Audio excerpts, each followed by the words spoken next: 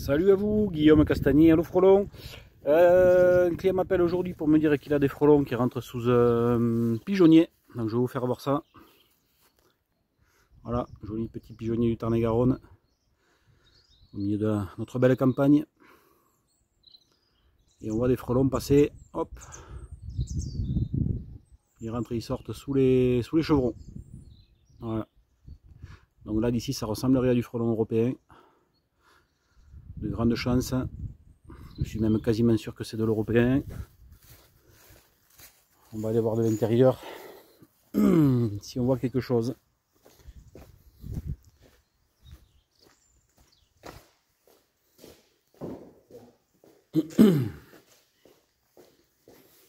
Hop.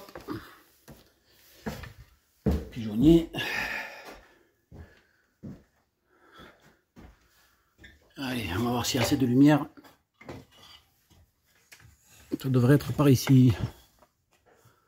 Ah oui, il est là, joli. Voilà, du frelon européen. Un gros nid, 60 cm de haut. Ouvert sur le dessous. On sent une odeur assez caractéristique.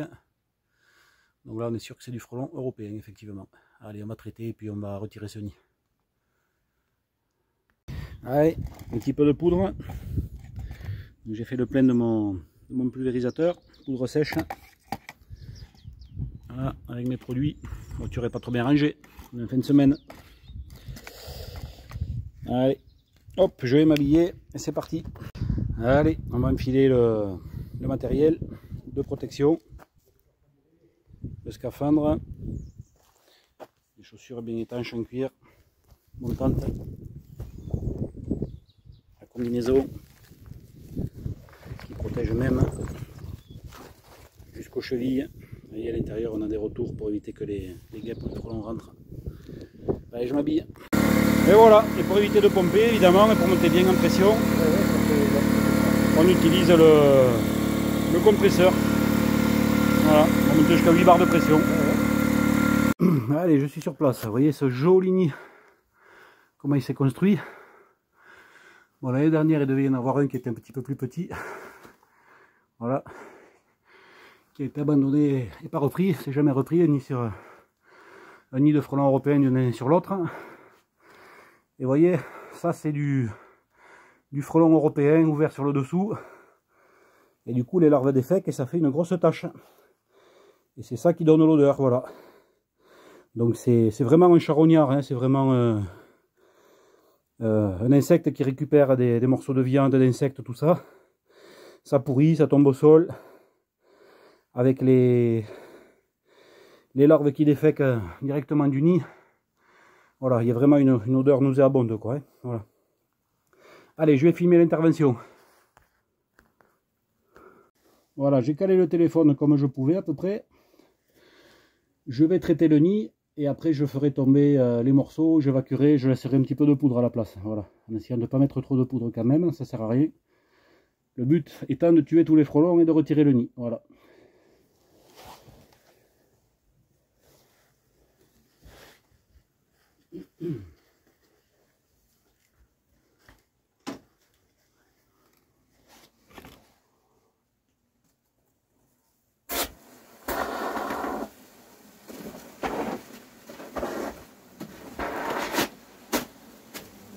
Allez, ça suffit. On va pas en mettre trop pour pas avoir à en respirer non plus.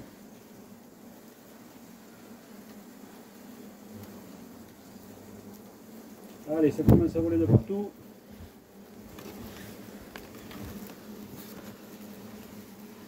Si je mets la lumière,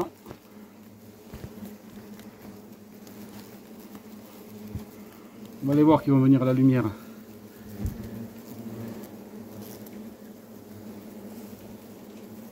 Ils vont être attirés par la lumière, ils vont venir un peu plus vers la caméra.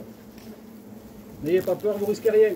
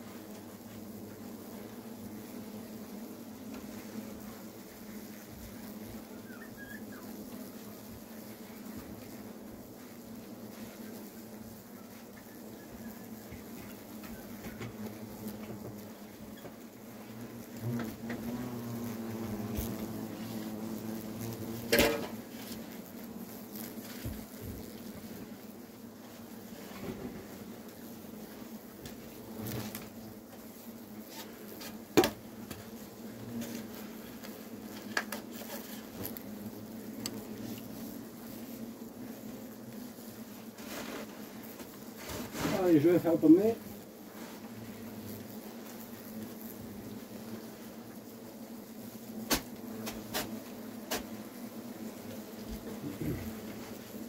Je vais tout mettre dans un seau.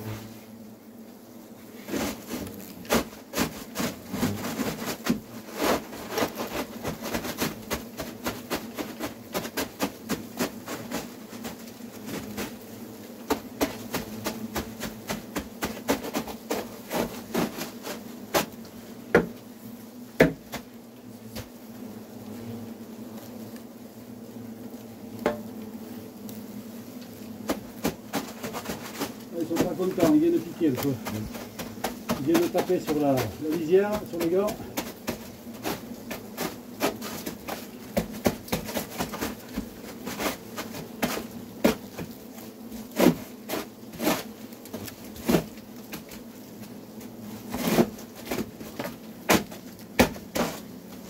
Voilà. Allez, je mets tout dans le seau et je débarrasse.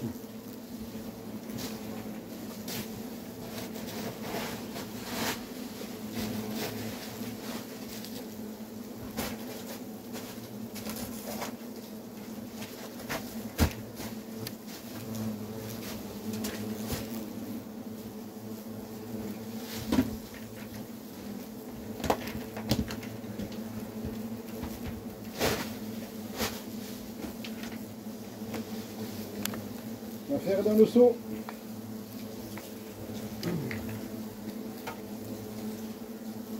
Je vais remettre un petit coup de produit là-haut pour finir de tuer ceux qui vont revenir. Voilà, le produit reste à l'intérieur, donc là on ne pollue pas.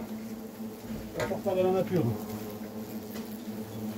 Et avec le talc, ça colle sur les poutres.